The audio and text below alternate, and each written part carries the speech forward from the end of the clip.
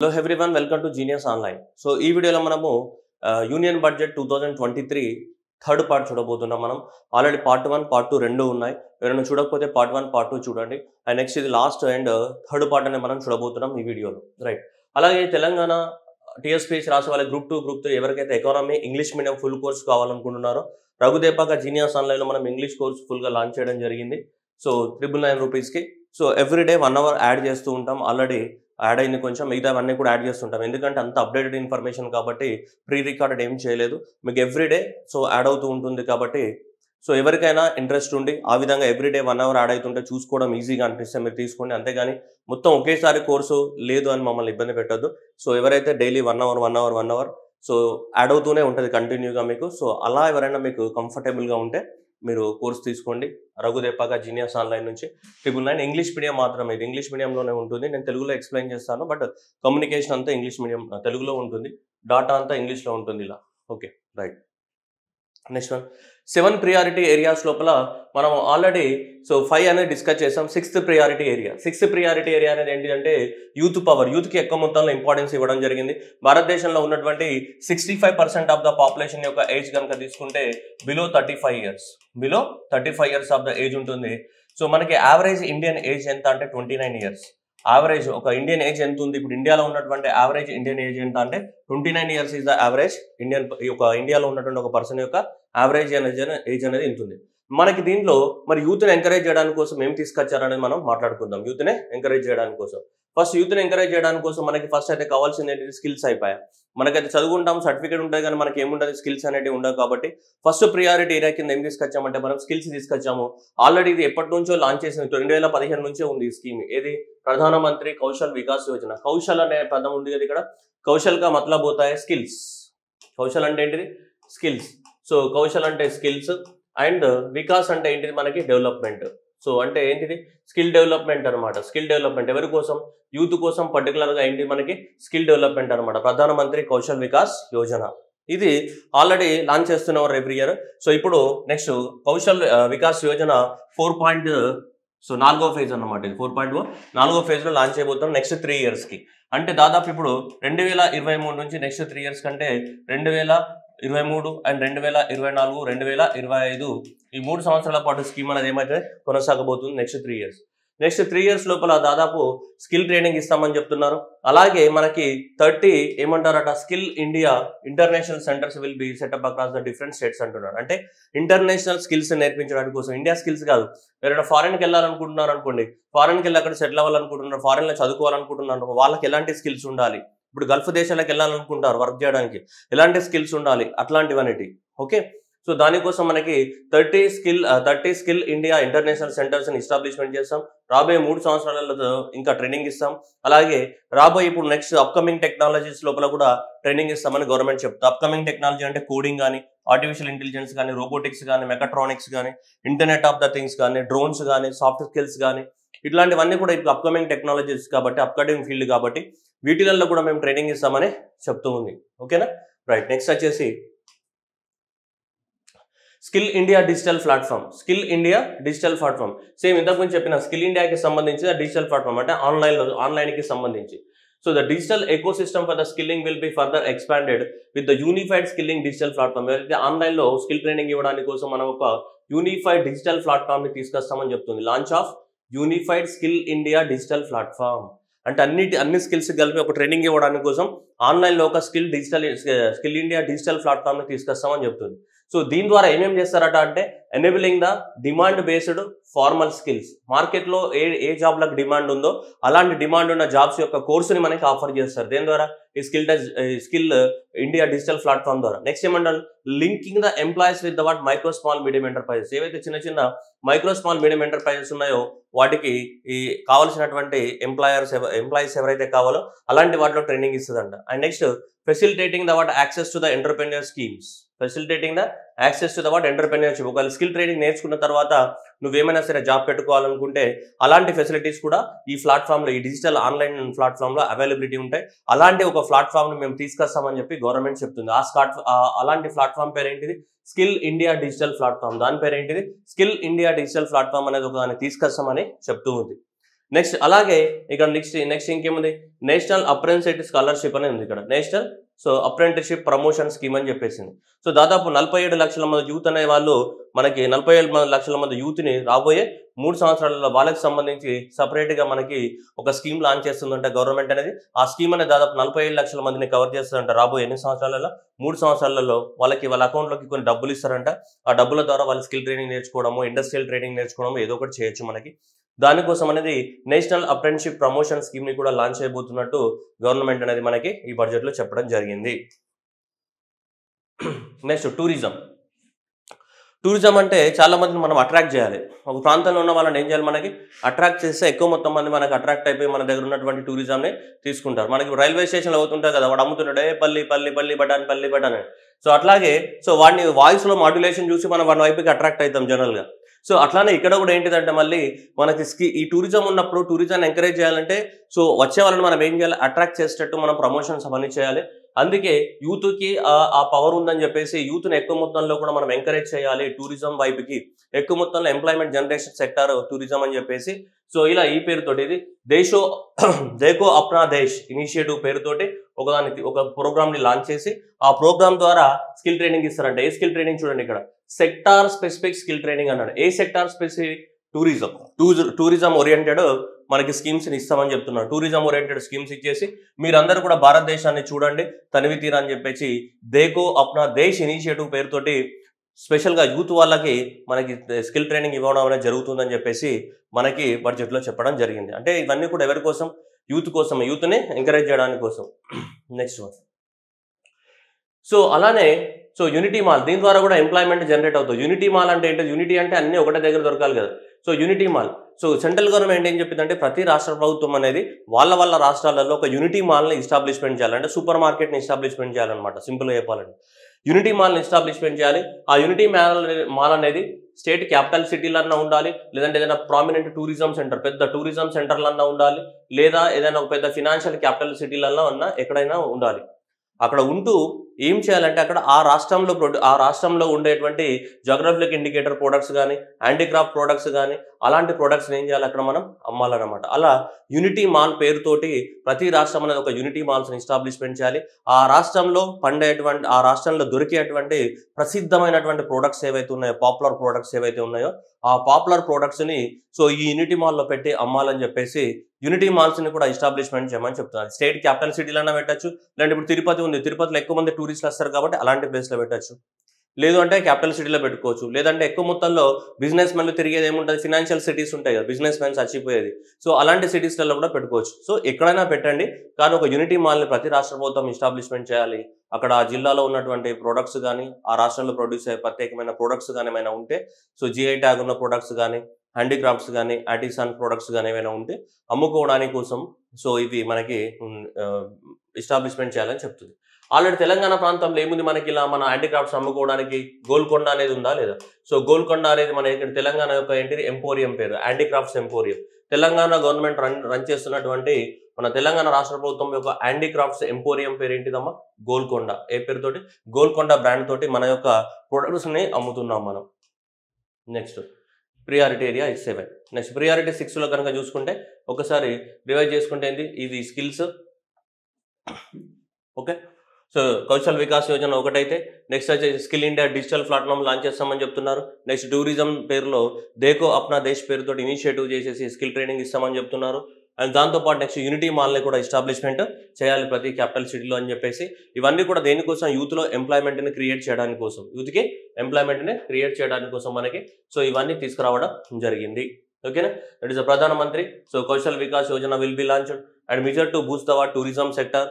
ఓకేనా, next and ఇది okay right clear. And states will be encourage to set up the unity మాల్స్ని establishment చేయాలి. So unity malls లోపల పోయి ఏం చేయాలి, నువ్వు జాబ్ చేసుకోవాలి మంచిగా. ఓకేనా, right. Next last area priority 7 area, last area ఏంటిది, ఫినాన్షియల్ సెక్టర్.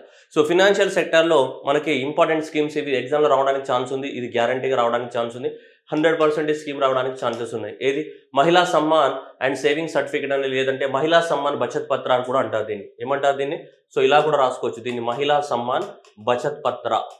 మహిళా సమ్మాన్ బచత్ పత్ర అనే పేరుతోటి కూడా ఈ స్కీమ్ ని లాంచ్ చేయడం జరిగింది. మహిళా సమ్మాన్ ఏంటిది, బచత్ పత్ర లేదా మహిళా సమ్మాన్ స్మాల్ సేవింగ్స్ సర్టిఫికేట్ అని కూడా అనొచ్చు మనకి. అండ్ నెక్స్ట్ ఈ మైక్రో స్మాల్ మీడియం ఎంటర్ప్రైజెస్ కి గ్యారంటీ ఇవ్వడం, అండ్ నేషనల్ ఫైనాన్షియల్ ఇన్ఫర్మేషన్ రిజిస్ట్రీని లాంచ్ చేయడం, and capacity building for the what security market, share market లోపల హ్యూమన్ రిసోర్స్ ని పెంచడం, and 50 years interest free loans to the what states పేరుతోటి మనకు already దీని గురించి డిస్కస్ చేసాం, 50 years of the loan free అని చెప్పేసి. ఓకే, సో ఇవన్నీ కూడా ఈ ప్రియారిటీ ఏరియాస్ కింద ఉన్నాయి. ఎన్నోది 7th ప్రియారిటీ ఏరియా కింద కవర్ చేయడం అనేది జరిగింది. ఫస్ట్ వన్ ఏంటిది, మహిళా సమ్మాన్ సేవింగ్స్ సర్టిఫికేట్. భారతదేశానికి స్వతంత్రం వచ్చి 75 సంవత్సరాలు కంప్లీట్ అయిన సందర్భంలో ఆజాదీకి అమృత్ మహోత్సవ్ మహిళా సమ్మాన్ బచత్ పత్ర పేరుతోటి తీసుకొచ్చారు. సో దీన్ని మహిళా సమ్మాన్ సేవింగ్స్ స్కీమ్ అంటాం, లేదంటే మహిళా సమ్మాన్ ఏమంటామమ్మా బచత్ పత్ర. So on the occasion of the completion of the 75 years of the Indian independence, 75 years of the Indian independence complete అయిన సందర్భంగా సో ఈ మహిళా సమ్మాన్ బచత్ పత్ర అనే స్కీమ్ ని లాంచ్ చేయడం జరిగింది. ఇదేంటిదంటే వన్ టైం సేవింగ్ స్కీమ్ అనమాట. వన్ టైం సేవింగ్ స్కీమ్ ఎవరికి, ఉమెన్ కి. మహిళ అంటే ఉమెన్ కదా, గర్ల్ కదా. సో ఏమంటారు, it is a one time, ఇవన్నీ ఇంపార్టెంట్ ఇక్కడ నేను అండర్లైన్ చేసే ప్రతి word, it is a one time new small saving scheme. One time small saving scheme. ఈ స్కీమ్ యొక్క టెన్యూర్ ఎంత ఉంటుంది, 2 years ఉంటుంది. ఎంత స్కీమ్ యొక్క టెన్యూర్ అంటే ఇప్పుడు స్టార్ట్ అవుతుంది. ఎప్పటి నుంచి, ఏప్రిల్ 2023 నుంచి అండ్ 24 వరకు. అండ్ మళ్ళీ 24 నుంచి మొదలు పెడితే మళ్ళీ ఎప్పటి వరకు, March 31st of the 2025 వరకు ఎండ్ అయిపోతుంది. ఈ స్కీమ్ యొక్క డ్యూరేషన్ ఎంత, మనకి 2 years మాత్రమే ఉంటుంది. స్కీమ్ యొక్క డ్యూరేషన్ ఎంత, 2 years, right. Next one, this offer well 2 lakh rupees అనేది నువ్వు గర్ల్ పేరు మీద కానీ ఉమెన్ పేరు మీద కానీ డిపాజిట్ చేసుకోవచ్చు. ఎన్ని సంవత్సరాల పీరియడ్కి, 2 years పీరియడ్కి. ఎంత టెన్యూర్ అనేది, ఎంత ఫిక్స్డ్ టెన్యూర్ ఇది. అండ్ నెక్స్ట్ దీనికి నీకు ఇంట్రెస్ట్ అనేది 7.5% ఆఫ్ ద ఇంట్రెస్ట్ రేట్ ఇస్తుంది. నీకు ఎప్పుడైనా ఏమైనా అవసరం ఉంటే పార్షియల్గా విత్డ్రా చేసుకోవడానికి ఛాన్సెస్ కూడా ఇచ్చారు గవర్నమెంట్ అనేది. ఇలా వన్ టైం ఫెసిలిటీస్ అనమాట. మామూలుగా అయితే మనం బ్యాంక్లో డిపాజిట్ చేస్తే ఎంత వస్తుంది, 4% ఆఫ్ ద ఇంట్రెస్ట్ రేట్ వస్తుంది. కానీ ఇక్కడ 7.5% ఆఫ్ ద ఇంట్రెస్ట్ రేట్ తోటి 2 years పీరియడ్కి మాక్సిమం ఎంత డిపాజిట్ చేయొచ్చు, 2 లక్షల వరకు డిపాజిట్, 2 లక్షల రూపాయలు ఫిక్స్డ్ డిపాజిట్ చేయాలా. అలా 2 సంవత్సరాలకి ఎంత ఇస్తారు మనకి, 7.5% ఆఫ్ ద ఇంట్రెస్ట్ రేట్ తోటి కట్టివ్వడానికి ఈ స్కీమ్ని లాంచ్ చేయడం జరిగింది. ఓన్లీ గర్ల్స్కి మాత్రమే, లేదా ఉమెన్కి లేదా గర్ల్స్కి మాత్రమే అవైలబిలిటీ ఉంది స్కీమ్. ఇది అందరికీ అవైలబిలిటీ లేదు ఈ స్కీమ్ అనేది. సో కాబట్టి ఏ పేరుతోటి, మహిళా సమ్మాన్ బచత్ పత్ర లేదా మహిళా Samman savings certificate, savings certificate అనే పేరుతోటి దీన్ని లాంచ్ చేయడం జరిగింది. సో కాబట్టి ఇక్కడ ఉన్నటువంటి ప్రతి పాయింట్ అనేది important and most expected question కూడా examination purpose. So what is this Mahila Samman savings certificate. Next one, credit guarantee scheme for the what micro small medium enterprises. Credit guarantee scheme for the what micro small medium enterprises. ఏవైతే micro small medium enterprises ఉన్నాయో వాళ్ళకి April 1st of the 2022 నుంచి ఇంకా extra మొత్తంలో ఇంకొక 9,000 కోట్ల రూపాయలని మనకి గవర్నమెంట్ అనేది అందించబోతుంది. చిన్న చిన్న మైక్రో స్మాల్ మీడియం ఎంటర్ప్రైజెస్ ఏమున్నాయో వాటిని డెవలప్మెంట్ చేయడానికి కోసం. దీంతో మొత్తం కలిపేస్తే దాదాపు 2 లక్షల కోట్ల వరకు ఇప్పటివరకు లోన్ ఇచ్చినచ్చు. ఎప్పటి నుంచి, ఆల్మోస్ట్ 2020 కరోనా టైం నుంచి ఇస్తున్నారు. ఎమర్జెన్సీ క్రెడిట్ గ్యారంటీ స్కీమ్ పేరుతోటి ఇప్పటివరకు స్కీమ్ రన్ అవుతూనే ఉంది.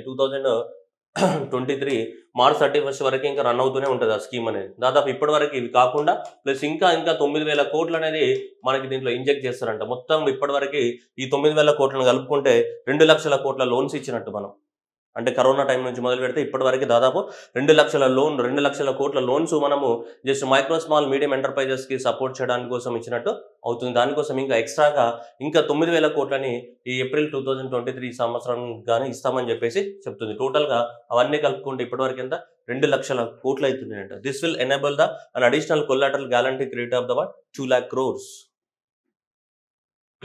Next, national financial information registry. ఇది కొత్త ఆర్గనైజేషన్. నేషనల్ ఫినాన్స్కి సంబంధించినటువంటి ఏం కావాలనుకుంటే, మనకి ఫినాన్షియల్కి సంబంధించిన ఏమైనా ఇన్ఫర్మేషన్ కావాలనుకుంటే నేషనల్ ఫైనాన్షియల్ ఏంటిది ఇన్ఫర్మేషన్ రిజిస్ట్రీ. ఫినాన్స్కి సంబంధించి ఏమైనా ఇన్ఫర్మేషన్ కావాలి అనుకుంటే దానికి సంబంధించి ఒక ఆర్గనైజేషన్ ఏర్పాటు చేయాలి, రిజిస్ట్రీని తయారు చేయాలి. ఆ రిజిస్ట్రీని ఎవరి కన్సల్టేషన్ తోటి తయారు చేస్తారంటే it will be designed in consultation with reserve bank of India. Reserve bank of India సహాయంతో సో మనం ఈ నేషనల్ ఫినాన్షియల్ ఇన్ఫర్మేషన్ రిపాజిటరీని తయారు చేస్తాము. సో మన దేశంలో సో ఎవరైనా ఇన్వెస్ట్మెంట్ పెట్టాలన్నా, ఏం కావాలన్నా, ఫినాన్షియల్ సెక్టార్కి సంబంధించినటువంటి ఇన్ఫర్మేషన్ కానీ, లేదంటే మనకేమైనా ఇన్ఫర్మేషన్ కావాలన్నా ఆ ఇన్ఫర్మేషన్ అంతా కూడా దీంట్లోనే ఉంటుందంట. So it is a national financial information registry will be setup to serve the central repository of the what financial and ancillary information. So financial సిస్టమ్కి సంబంధించి ఎలాంటి ఇన్ఫర్మేషన్ కావాలన్నా దీన్ని ఎస్టాబ్లిష్మెంట్ చేస్తామని చెప్తున్నారు. నేషనల్ ఫినాన్షియల్ ఇన్ఫర్మేషన్ రిజిస్ట్రీ అనేది ఒకటి establishment చేస్తున్నాం with the help of the ఎవరి ద్వారా, ఆర్బీఐ ద్వారా. అంటే ఫ్యూచర్లో రాబోతున్నటువంటి ఇంకొక సంస్థ repository. Next central data processing centre. ఈ సెంట్రల్ డాటా ప్రాసెసింగ్ సెంటర్ ఏంటిదంటే కంపెనీస్ యాక్ట్ 2013 ప్రకారము మన భారతదేశంలో ఏ కంపెనీస్ అయితే రిజిస్టర్ అవుతాయో అలాంటి కంపెనీస్ని మనం జనరల్గా ఏమంటాం, కార్పొరేట్ కంపెనీస్ అంటాం. Corporate companies, the companies which are registered under the what companies act 2013 కింద రిజిస్టర్ అయిన కంపెనీస్ అన్నిటిని ఏమంటాం మనం, కార్పొరేట్ కంపెనీస్ అంటాం. సో ఈ కార్పొరేట్ కంపెనీస్ అన్నీ కూడా వాళ్ళకి సంబంధించి ఒక ఏమైనా ఇన్ఫర్మేషన్ కావాలనుకుంటే కంపెనీకి సంబంధించి వాళ్ళు ఏమైనా ఫామ్స్ ఫిల్ చేయాలి. చూడండి, handling of various forms of the so filed with the what field of the what officers under the companies act కింద ఏమైనా ఫామ్స్ ఉంటాయి కదా, చాలా వరకు కంపెనీస్ ఫామ్స్ ఫిల్ చేయాలి కదా. ఏ ఫామ్స్ ఫిల్ చేసినా వాటన్నిటికి సంబంధించి ఒక సెంట్రలైజ్డ్ డేటాబేస్ని లాంచ్ చేయబోతున్నారు. దీనికి సంబంధించి సింపుల్గా చెప్పాలంటే ఈ కంపెనీస్ యాక్ట్కి సంబంధించి ఈ కంపెనీస్ యాక్ట్ 2013 ఏదైతే ఉందో ఈ కంపెనీస్ యాక్ట్ కింద ఏ కంపెనీస్ అయితే రిజిస్టర్ అవుతాయో ఆ రిజిస్టర్ అయ్యేటప్పుడు మనం ఏం చేస్తాం, మనం రిజిస్టర్ అవ్వాలనుకుంటున్నాం. రిజిస్టర్ అవ్వాలనుకున్నప్పుడు ఏమవుతాం, పెద్దగా అన్ని ఫామ్స్ ఉంటాయి. నీ పేరు ఏంది, నీ ఊరు ఏంది, ఏడ కంపెనీ పెట్టినావు, నీ ఆధార్ కార్డ్ ఏంది, పాన్ కార్డ్ ఏంది, ఎన్ని సంవత్సరాల నుంచి బిజినెస్ చేస్తున్నావు, ఏ ప్రొడక్ట్ తయారు చేస్తున్నావు, ఏ దేశానికి ఎగుమతి చేస్తావు, ఇలా అంతా డాటా ఫైల్ చేయాల్సి ఉంటుంది. మనం ఆ డాటా ఫైల్ చేసేటప్పుడు అన్ని కంపెనీస్లో డాటా అంతా కూడా వాళ్ళ దగ్గర ఉంటుంది. అందువల్ల ఈ అన్ని కంపెనీస్ యొక్క డాటా అనేది ప్రాసెసింగ్ చేయడానికి కోసమే సపరేట్గా ఏం చేశారు, సెంట్రలైజ్డ్ డాటా ప్రాసెసింగ్ సెంటర్ని మనకి ఎస్టాబ్లిష్మెంట్ చేస్తున్నాం మనం. ఏంటిది సపరేట్, ఇక్కడ చూడండి, సెంట్రలైజ్డ్ డాటా ప్రాసెసింగ్ సెంటర్ని ఒకదాన్ని ఎస్టాబ్లిష్మెంట్ చేయడం జరుగుతుంది స్పెషల్గా. So for the what companies through the centralised handling of the various field officers under the companies act. ఈ కంపెనీస్ యాక్ట్ కింద రిజిస్టర్ అయ్యే కంపెనీస్ అన్నిటికీ.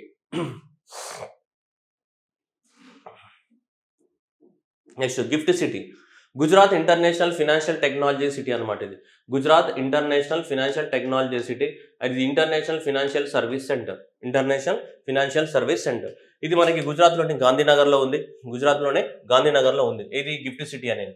సో ఈ గిఫ్ట్ సిటీ దాన్ని ఏం చేస్తున్నారంటే, ఈ గిఫ్ట్ సిటీ అనేది దీని యొక్క స్కోప్ని పెంచుతున్నారు అనమాట. ఒక పెద్ద సిటీ కట్టారు. సిటీ అంటే అక్కడ 4 బిల్డింగ్స్ కట్టారు. ఆ బిల్డింగ్లో అన్ని కూడా ఏముంటాయంటే అన్ని ఆఫీసెస్ ఉంటాయి అనమాట. ఆ ఆఫీసెస్ పేరే ఇది పేరు పెట్టారు, గిఫ్ట్ సిటీ అని పేరు పెట్టారు. దాని పేరు Gujarat international financial technology city అని. అయితే ఇప్పుడు ఈ Gujarat international financial technology city ఏదైతే ఉందో దీంట్లో ఏం చేస్తున్నారంటే ఇంకా ఎక్కువ మొత్తంలో number of offices, number of the offices, A office పడితే ఆఫీస్ తీసుకొని అక్కడ ముచ్చి పడెత్తున్నారు. యాక్చువల్గా అన్ని ఎక్కడికి రావాలి, హైదరాబాద్కి రావాలి. హైదరాబాద్కి రాకుండా ఆఫీసులన్నీ అక్కడ తీసుకుపోతున్నారు. ఆఫీసులు కానీ పెద్ద పెద్ద ఇంటర్నేషనల్ సెంటర్స్ కానీ హైదరాబాద్లో ఉండాలి. అలా హైదరాబాద్లో లేకుండా వన్ కార్నర్ అక్కడ గుజరాత్లో గిఫ్ట్ సిటీ తీసుకుపోయి అన్ని సో అక్కడ తీసుకుపోయి పెడుతున్నారు. యాక్చువల్గా హైదరాబాద్కి చాలా ఆఫీసెస్ రావాలి, అవన్నీ రాకుండా సో అన్నీ కూడా మనకి గుజరాత్లోకి వెళ్ళిపోతున్నాయి చాలా వరకు ఆఫీసెస్. సో అందువల్ల ఇక్కడ చూస్తే సో ఈ గిఫ్ట్ సిటీ ఏదైతే ఉందో ఈ గిఫ్ట్ సిటీలో ఈ లిస్ట్ ఉంది కదా, ఈ లిస్ట్ ఇవన్నీ ఆఫీసులన్నీ తీసుకుపోయి దానిలో కూర్చుతారంట. ఏడా ఆ గిఫ్ట్ సిటీలో బిల్డింగ్లు ఇచ్చేసి స్పేస్ ఇచ్చేసి నీకు ఒక రూమ్ పెట్టుకో, ఆఫీస్ నువ్వు పెట్టుకో ఆఫీస్. ఎవడు ఆఫీస్ పెట్టుకుంటా అంటే మనకు ఆఫీస్ రూమ్ ఇస్తారట ఆడ. గదే ఇది చూడండి, ఇక ఇన్ని ఆఫీసులు అట. So delegating the powers under the special economic zones act ద్వారా so international financial services centre authority దాని రెగ్యులేషన్ బోర్డు అక్కడ పెడతారంట. అండ్ జిఎస్టిఎన్ బోర్డు అక్కడ పెడతారంట. ఆర్బీఐ, సెబీ, ఐఆర్డిఐ రిజిస్ట్రేషన్స్ కూడా అక్కడనే రూమ్ ఇస్తారంట వాళ్ళకు కూడా. ఐఎఫ్ఎస్సి కోడ్స్ బ్యాంకింగ్ యూనిట్స్ ఉంటాయి కదా, ఐఎఫ్ఎస్సి కోడ్ రాస్తుంటాం కదా, దాన్ని కూడా అక్కడే యూనిట్ పెడతారంట. ఎగ్జిమ్ బ్యాంక్ యొక్క సబ్సిడరీ బ్యాంక్ పెట్టుకోవడానికి అక్కడనే ఇస్తారంట, దానికి రూమ్ ఇస్తారంట. అందరికీ రూమ్లు ఇస్తారంట. ఇగో దీనికి రూమ్ ఇస్తారంట. Recognising the derivatives of the instrument valid contract అట. For the digital continuation for the ఎవరైనా ఫారెన్ కంట్రీస్ డిజిటల్ ట్రాన్సాక్షన్ చేయాలి, డిజిటల్ ఇవన్నిటి కోసం అక్కడ ఫెసిలిటీస్ ఏర్పాటు చేస్తారంట. ఎగ్జామ్లో ఇంపార్టెంట్ కాదు బట్ చెప్పాలి కాబట్టి నేను చెప్తున్నా. బట్ ఈ గిఫ్ట్ సిటీ ఏదైతే ఉందో ఈ గిఫ్ట్ సిటీ ఏదైతే ఉందో మొత్తం ఇవన్నీ కూడా ఏర్పాటు చేయడం జరుగుతుంది గిఫ్ట్ సిటీలో ఇవన్నీ కూడా. ఓకే రైట్, జస్ట్ అట్లా లుక్ చేయండి అంత, ఎగ్జామ్ ఇంపార్టెంట్ కాదు, జస్ట్ లుక్ చేయండి. Right, next one capacity building for the securities market. Securities market అని జనరల్గా ఏంటిది మనకి షేర్ మార్కెట్. ఏదైతే షేర్ మార్కెట్ ఏదైందో షేర్ మార్కెట్లో షేర్స్ అమ్మాలి కొనాలి కదా. అమ్మాలి కొనాలంటే మరి డిగ్రీ చేసిన వాళ్ళు, డిప్లొమా చేసిన వాళ్ళు, సర్టిఫికేట్ కోర్స్ చేసిన వాళ్ళు వీళ్ళందరూ కావాలి కదా. వాళ్ళందరూ కావాలంటే ఫస్ట్ మనం ఆ చదువు చదువుకోవాలి. ఆ చదువు చదువుకోవాలంటే ఎవడో కూడా చదువు నేర్పియాలి. ఆ చదువు నేర్పించడానికి కోసం మనకి ఇక్కడ సెంట్రల్ గవర్నమెంట్ ఏం చెప్తుందంటే SEBI will be empowered to develop and to regulate the maintain the enforcement norms and standards for the education in the national institute of the securities market. National institute of the securities market లోపల next year నుంచి మనము diploma courses ఇవన్నీ ఉంటాయి కదా వాటిని కూడా చదువుకోవచ్చు అనమాట. మనం కూడా షేర్ మార్కెట్లో ట్రేడింగ్ చేసుకోవచ్చు. కూర్చున్న దగ్గర చాటింగ్ చేసుకొని బంగారంతో ఏం చేయొచ్చు, డబ్బులు బాగా మనం ఏం చేయొచ్చు, సంపాదించుకోవచ్చు. అందుకని చెప్పేసి మనకు కూడా ఏం చేస్తున్నారు ఇక్కడ ఈ national institute of the security market లోపల సో సెబీ అనేది సెబీకి పవర్ ఇచ్చారు. సెబీ అంటే securities exchange board of India కదా, మనకి ఇండియాలో షేర్ మార్కెట్ని మెన్షన్ చేసేది. ఆ సెబీ అనేది ఇక మీదట ఇవన్నిటిలో ఇస్తుంది అనమాట. మనకి డిప్లొమా సర్టిఫికేట్లు ఇవన్నీ కూడా ఇస్తుంది. ఇక్కడ ఈ సెబీ ఏదైతే ఉందో, సెబీ అనేది ఏం చేస్తుంది అంటే national institute of the securities మార్కెట్ని సో అక్కడ నుంచి వీటికి డిగ్రీస్ కానీ డిప్లొమాస్ కానీ సర్టిఫికేట్ కోర్సెస్ కానీ ఇవన్నిటిలో అందిస్తుంది అంట నెక్స్ట్ ఫ్యూచర్లో. ఎందుకంటే మనకు తెలియదు కదా, మనకు షేర్ అంటేనే తెలియదా, ఇంకేం చేస్తుంది అక్కడ, right. Next reclaiming of the what shares and the dividends. ఎవరైతే షేర్ మార్కెట్లో ఇన్వెస్ట్మెంట్ పెట్టి చాలా మంది ఏం చేస్తుంటారు, వేరే దేశాలకు వెళ్ళిపోవడము, లేదంటే చాలా మంది చనిపోవడం ఉంటారు. కొన్ని తరతరాలు 50-60 సంవత్సరాల నుంచి అలా షేర్లు పెట్టేసి వాళ్ళు చనిపోయి ఉంటాడు. ఎవడు చనిపోయి ఉంటాడు, షేర్ పెట్టిన వాళ్ళ ఇంట్లో కూడా తెలిసి ఉండదు. సో అట్లాంటి చాలా వరకు షేర్స్ ఏమైందంటే మిగిలిపోయి ఉంటాయి మనకి. సో అలాంటి షేర్స్ ఏమంటాం మనం, అన్క్లెయిమ్డ్ షేర్స్ అంటాం. అన్క్లెయిమ్డ్ షేర్స్ కానీ అన్పెయిడ్ డివిడెండ్స్ కానీ. డివిడెండ్స్ అంటే షేర్ మార్కెట్లో వచ్చినటువంటి షేర్స్ మీద వచ్చినటువంటి ఏంటి, ప్రాఫిట్స్. షేర్స్ అమ్మడం కొనడం ద్వారా వచ్చే ప్రాఫిట్స్ ఏమంటాం మనం జనరల్గా, డివిడెండ్స్ అంటాం. సో కాబట్టి అన్క్లెయిమ్డ్ షేర్స్ కానీ అండ్ అన్పెయిడ్ డివిడెండ్స్ కానీ ఏవైతే ఉన్నాయో వాటిని మనం ఏమంటామంటే ఇన్వెస్టర్స్ ఎడ్యుకేషన్ ప్రొటెక్టెడ్ ఫండ్ అథారిటీకి ట్రాన్స్ఫర్ అవుతాయి అవన్నీ కూడా. ఏవి అన్క్లెయిమ్డ్ డివిడెండ్స్ కానీ సో ఇవన్నీ కూడా అన్క్లెయిమ్డ్ షేర్స్ కానీ ఏవైతే ఉంటాయో అవన్నీ కూడా national education and protection fund అథారిటీకి ట్రాన్స్ఫర్ అవుతాయి. సో ట్రాన్స్ఫర్ అయిన తర్వాత సో ఇప్పుడు ఇక్కడ నుంచి ఏంటిదంటే మనకి ఇవన్నిట్లను ఇప్పటివరకు ఇది ఆన్లైన్లో అవైలబిలిటీ లేవు. ఇప్పుడు ఏం చేస్తారట అంటే దీనికి ట్రాన్స్ఫర్ అయిన తర్వాత సో టు దాన్ని ఈజీ చేయడానికి కోసం integrated IT portal will be established అంట. ఇంటిగ్రేటెడ్ ఐటీ పోర్టల్ దాన్ని ఎస్టాబ్లిష్మెంట్ చేస్తారంట. ఇలాంటి అన్సెటిల్డ్ అన్క్లెయిమ్డ్ ఏమైతే ఉన్నాయో అవన్నీ కూడా సెటిల్మెంట్ చేసుకోవడానికి. Next 50 years interest free loans. మనం నిన్న కూడా చెప్పాం మనం, అంటే నిన్న అంటే ఇంత ప్రీవియస్ వీడియోలో కూడా చెప్పాం. ఇది లాస్ట్ ఇయర్ బడ్జెట్లో ఉన్న 2022-2023 సంవత్సరంలోనే మనకి ఏంటిది so central government union government అనేది మనకి ఆల్మోస్ట్ ఎవరికి స్టేట్ గవర్నమెంట్కి ఫ్రీగా లోన్స్ ఇస్తుంది. ఎన్ని సంవత్సరాల పాటు, 50 సంవత్సరాల వ్యాలిడిటీ, 50 సంవత్సరాల టైం పీరియడ్ ఉన్నటువంటి లోన్స్ని ఇస్తుంది. ఎంత, 50 years of the time period ఉన్నటువంటి లోన్స్ ఇవ్వడం జరుగుతుంది మనకి. ఇవి ఓకేనా, 50 years ఉన్నటువంటి టైం పీరియడ్ ఉన్నటువంటి లోన్స్ ఇష్యూ చేస్తూ వాటికి ఇంట్రెస్ట్ ఫ్రీ లోన్స్ అనమాట. సో ఈ ఇంట్రెస్ట్ ఫ్రీ లోన్స్ని సో పోయిన సంవత్సరం ఇచ్చింది, తర్వాత ఈ సంవత్సరం కూడా ఎక్స్టెండ్ చేస్తుంది. అంటే ఇప్పుడు 2023 అండ్ 2024 ఇయర్ కూడా మనకి ఎక్స్టెండ్ చేయడం అనేది జరుగుతుంది. 2023 and 50 years of the loan to the states to be spend on the capital. So capital అంటే లాంగ్ టర్మ్ ఇన్వెస్ట్మెంట్ మీద పెట్టాలి అనమాట. సో లాంగ్ క్యాపిటల్ ఎక్స్పెండిచర్ పెట్టాలి. క్యాపిటల్ ఎక్స్పెండిచర్ అంటే ఏంటిది, long term expenditure. Long term expenditure అంటే ఏంటి, general గా ఇన్కమ్ జనరేటింగ్ యాక్టివిటీస్ పైనే మనం స్పెండ్ చేయాలి తప్ప నాన్ ఇన్కమ్ జనరేటింగ్ యాక్టివిటీస్ పైన కాదు. సో కాబట్టి సెంట్రల్ గవర్నమెంట్ అనేది యూనియన్ గవర్నమెంట్ కి 50 సంవత్సరాల వ్యాలిడిటీ ఉన్న లోన్స్ ఇంట్రెస్ట్ ఫ్రీ ఇస్తుంది. దాంతో పాటు ఇక్కడ ఇవన్నిట్లను వేటి కోసం వాడుకోవాలంటే scrapping of the old government vehicles కానీ, అర్బన్ ప్లానింగ్ రిఫార్మ్స్ కానీ, ఫినాన్స్ అర్బన్ లోకల్ బాడీస్ లోపల రిఫార్మ్స్ తీసుకురావడానికి కానీ, housing for the police personnels and above the part of the police stations and constructing of the unity malls కానీ, childrens and adolescent libraries వాళ్ళకి libraries పెట్టడం కానీ, digital infrastructure development చేయడం కానీ, లేదంటే సెంట్రల్ గవర్నమెంట్ స్కీమ్స్ కోసం ఖర్చు పెట్టడం కానీ, ఈ అన్నిట్ల కోసం వాటిని వాడుకోవచ్చు అంట. ఇవి సెంట్రల్ గవర్నమెంట్ ఇచ్చేటువంటి 50 సంవత్సరాల వ్యాలిడిటీ ఉన్నటువంటి ఇంట్రెస్ట్ ఫ్రీ లోన్స్ ఉన్నాయి కదా. సో ఈ ఇంట్రెస్ట్ ఫ్రీ లోన్స్ ని ఇలాంటి వాటి కోసం వాడుకోవచ్చు అని చెప్పేసి మనకి central government guide lines issue చేయడం జరిగింది. నెక్స్ట్ టోటల్ బడ్జెట్ ఎంత పెట్టారు మరి, టోటల్ గా మనకు బడ్జెట్ కనుక తీసుకుంటే సో మనకు వచ్చినటువంటి ట్యాక్సెస్ ద్వారా, రెవెన్యూ రిసీట్స్ అంటే జనరల్ గా మనకు ట్యాక్సెస్ ద్వారా, సో మనకు ట్యాక్సెస్ ద్వారా ఎంత వచ్చింది, దాదాపు 26 లక్షల కోట్లు మాత్రమే మనకి ట్యాక్సెస్ ద్వారా వసూలైంది. అండ్ మిగిలింది లాంగ్ టర్మ్ ఇన్వెస్ట్మెంట్ ద్వారా వచ్చిన ఎంత 84,000 కోట్లు అనేది ఏంటిది మనకి లాంగ్ టర్మ్ ప్రాజెక్టుల ద్వారా, మన పెద్ద పెద్ద ప్రాజెక్టులలో ఇన్వెస్ట్మెంట్ పెట్టుంటాం కదా అవన్నీ కూడా. సో రెవెన్యూ రిసీట్స్ అంటే ఏంటిది, క్యాపిటల్ రిసీట్స్ అంటే ఏంటిది అంటే నేను ఇప్పుడు చెప్పలేను, ఎందుకంటే అదంతా కూడా బడ్జెట్ అనేది అంతా ఎట్లా ప్రిపేర్ చేస్తారు ఏంటిదన్నా మీకు చాలా పెద్ద డాటా ఉంటుంది. అంతా 4-5 గంటల స్టోరీ, 4-5 గంటలు కాకపోయినా 3 గంటల స్టోరీ పడుతుంది అంతా. సో కాబట్టి సో చిన్నగా మీకు చెప్పాలంటే ఒక లైన్లో అర్థం అవ్వాలంటే సో రెవెన్యూ రిసీట్స్ అంటే షార్ట్ టర్మ్ ట్యాక్సెస్ ద్వారా వచ్చినాయని గుర్తుపెట్టుకో. Revenue receipts nothing but the government got the taxes ద్వారా.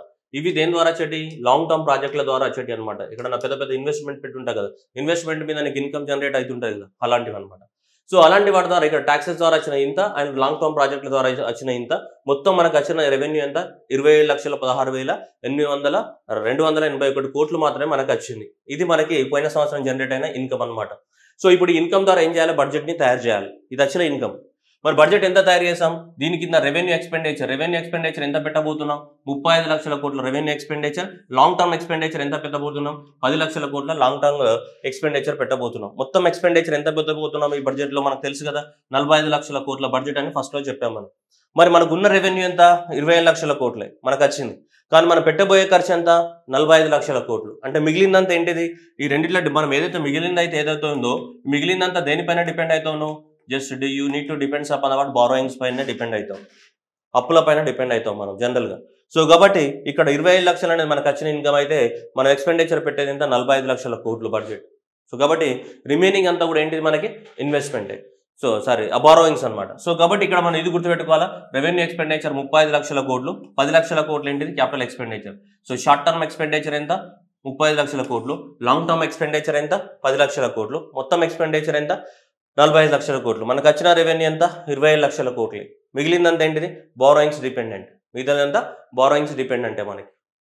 Okay right. Next FRBM act ప్రకారం మీ అందరికీ తెలుసు, జనరల్గా మనకి 3% ఆఫ్ ద జీడిపి కన్నా మించకూడదు. పోయిన సంవత్సరం 2021 అండ్ 22 ఇయర్స్కి మన ఫిజికల్ డెఫిసిట్ కనుక తీసుకుంటే ఎంత? 6.7 ఉంది. సో 2023 అండ్ 23కి ఇంత అచీవ్ చేసాం. ఎంత? 6.4 ఉంది. నాకు ఫ్యూచర్లో అంటే రాబోయే సంవత్సరానికి ఇంత తగ్గిస్తారంటే ఎంతకి? 5.9%కి తగ్గించడానికి అవకాశం ఉంది. అలాగే 4.5% రీచ్ అవుతాము by the year 2025 and the 26 అని చెప్తుంది. By the 2025 and the 26 4.5% reach అవుతామని చెప్తుంది. సరే, మీ అందరికీ తెలుసు ఫిజికల్ డెఫిసిట్ అంటే ఏంటిది? మనకు వచ్చినటువంటి టోటల్ ఎక్స్పెండిచర్ ఎంత ఎక్స్పెండిచర్ పెడుతున్నాం, మనకు వచ్చిన టోటల్ ఇన్కమ్ ఎంత. So total income minus total expenditure మనం ఏమంటాం? మనం ఫిజికల్ డెఫిసిట్ అంటాం. రెవెన్యూ డెఫిసిట్ అంటే ఏంటిది? రెవెన్యూ ఎక్స్పెండిచర్, మనం ఎంత రెవెన్యూ అకౌంట్ ద్వారా ఎంత వచ్చింది అండ్ ద రెవెన్యూ ఇన్కమ్ అంటాం మనం. ఓకే, ఇది ప్రైమరీ డెఫిసిట్ అంటే ఏంటిది? Physical deficit minus interest payments. Physical deficit minus interest payment చేస్తే మనకి ఏమొస్తుందమ్మా? ఇవన్నీ నన్ను అడగద్దమ్మా, ఎందుకంటే ఇది పెద్ద కాన్సెప్ట్, మీకు ఆల్రెడీ తెలిసి ఉంటేనే ఇవి అర్థమవుతాయి, లేకపోతే నేను ఏం చేయలేను వాటికి. బట్ డాటా ఇవ్వాలి కాబట్టి నేను డాటా ఇస్తున్నాను. ఓకే, సో మీకు ఇవి కనుక తెలియకపోతే మీరు మొత్తం లెసన్ నేర్చుకోవాల్సిందే. బడ్జెట్ ప్రిపరేషన్ అంతా నేర్చుకుంటే అప్పుడు బడ్జెట్ ప్రిపరేషన్లో మీకు తెలుస్తాయి ఇవన్నీ కూడా. ఫిజికల్ డెఫిసిట్ అంటే ఏంటిది? రెవెన్యూ డెఫిసిట్ అంటే ఏంటిది? ప్రైమరీ డెఫిసిట్ అంటే ఏంటిది అనేది మనకు తెలుస్తుంది. Okay, primary deficit is nothing but physical deficit minus interest payments. So పోయిన సంవత్సరము ఫిజికల్ డెఫిసిట్ ఎంత ఉంది? 6.7% ఆఫ్ ద జీడిపి. అండ్ ఇప్పుడు ఈ సంవత్సరానికి చేస్తే ఎంతకు మీట్ అయింది? ఇప్పుడు మొన్న అయిపోయింది కదా, ఇప్పుడు మార్చ్ 31 6.4 ఉంటుందని చెప్తున్నారు. నెక్స్ట్ దీన్ని 5.9%కి తగ్గించడానికి ట్రై చేస్తామని చెప్తున్నారు. So right, next revenue deficit కనుక తీసుకుంటే 4.1 అండ్ 2.9కి తగ్గిస్తామని చెప్తుంది. అండ్ నెక్స్ట్ ప్రైమరీ డెఫిసిట్ కూడా 3% ఉంది, దాన్ని సో 2.3%కి తగ్గిస్తామని చెప్తూ ఉంది గవర్నమెంట్ అనేది. నెక్స్ట్ చూడొచ్చు మనం ఇక్కడ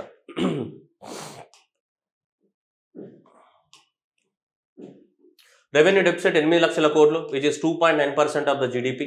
అండ్ ఫిజికల్ డెఫిసిట్ అనేది 17 లక్షల కోట్లు, దాదాపు 5.9% of the GDP. And primary deficit అనేది 2.3% ఆఫ్ ద జీడిపి, దాదాపు 7 లక్షల కోట్ల ఏముంది మనకి? ప్రైమరీ డెఫిసిట్ అనేది ఉంది మనకి. జీడిపితో కంపేర్ చేసినప్పుడు డెఫిసిట్స్ అనేది ఫిజికల్ డెఫిసిట్ కానీ ప్రైమరీ డెఫిసిట్ కానీ సో ఇలా మనకి ఇంత కనిపిస్తూ ఉన్నాయి.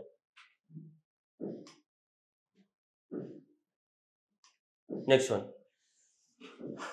మినిస్ట్రీ వైజ్ ఎక్స్పెండిచర్స్ కనుక గమనిస్తే మనకి మినిస్ట్రీ వైజ్ కనుక ఎక్స్పెండిచర్లు కనుక చూసుకుంటే ఏ మినిస్ట్రీకి ఎంత ఎక్స్పెండిచర్ ఇచ్చామో, డిఫెన్స్ మినిస్ట్రీకి చూసుకుంటే 5,93,000 పెరిగింది, దాదాపు 1.5% అనేది పెరగడం జరిగింది. ఆ తర్వాత మనకి రోడ్స్ అండ్ ట్రాన్స్పోర్టేషన్కి 2,70,000 కోట్లు అనేది మనకి శాంక్షన్ చేయడం జరిగింది, 2,70,000.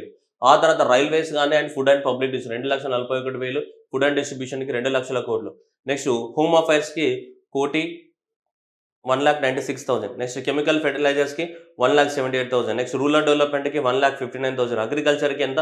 అగ్రికల్చర్కి 1,25,000 crores అనేది ఇవ్వడం జరిగింది. కమ్యూనికేషన్ సెక్టార్స్కి 1,23,000, ఇంకా మిగతా 112. అండ్ జలశక్తి వాటర్ మినిస్ట్రీకి ఎంత? 97,000 కోట్లు జలశక్తికి, వాటర్ మినిస్ట్రీకి. హెల్త్ అండ్ ఫ్యామిలీ వెల్ఫేర్కి 89,000 కోట్లు అనేది ఇవ్వడం జరిగింది. నెక్స్ట్ హౌసింగ్ అండ్ అర్బన్ అఫైర్స్కి 76,000 కోట్లు మనకు మొత్తం ఇవ్వడం జరిగింది. అదర్ మినిస్ట్రీకి ఇవన్నీ, ఇవి మేజర్ మినిస్ట్రీస్ కాబట్టి ఒక్కొక్క మినిస్ట్రీకి ఇంత ఇవ్వడం జరిగింది మనకి మేజర్గా. ఓకే, ఇవి గుర్తుపెట్టుకోవాల్సిన అవసరం లేదు, బట్ జనరల్గా ఇవి గుర్తుపెట్టుకోవాలి. ఏ స్కీమ్కి ఎంత అలొకేట్ చేశారన్నది మాత్రం కంపల్సరీగా గుర్తుపెట్టుకోవడానికి ట్రై చేయాలి, లేదంటే ఎగ్జామినేషన్ అప్పుడప్పుడు చెత్త బిట్లు అడుగుతారు మన వాళ్ళు. సో ఫస్ట్ చూసుకుంటే మనకు హైయెస్ట్ ప్రధానమంత్రి ఆవాస్ యోజన. సో ప్రధానమంత్రి ఆవాస్ యోజనకి 79,570 కోట్లు అనేది మనకి ఇవ్వడం జరిగింది. నెక్స్ట్ రూరల్ నెక్స్ట్ వచ్చేసి మనకి water, national rural Jal Jeevan mission drinking water supply చేయడానికి కోసం 70,000 కోట్లు.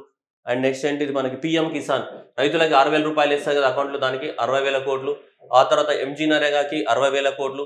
ఆ తర్వాత నేషనల్ ఎడ్యుకేషన్ మిషన్కి, ఆ తర్వాత కంటిన్యూ నేషనల్ హెల్త్ మిషన్కి.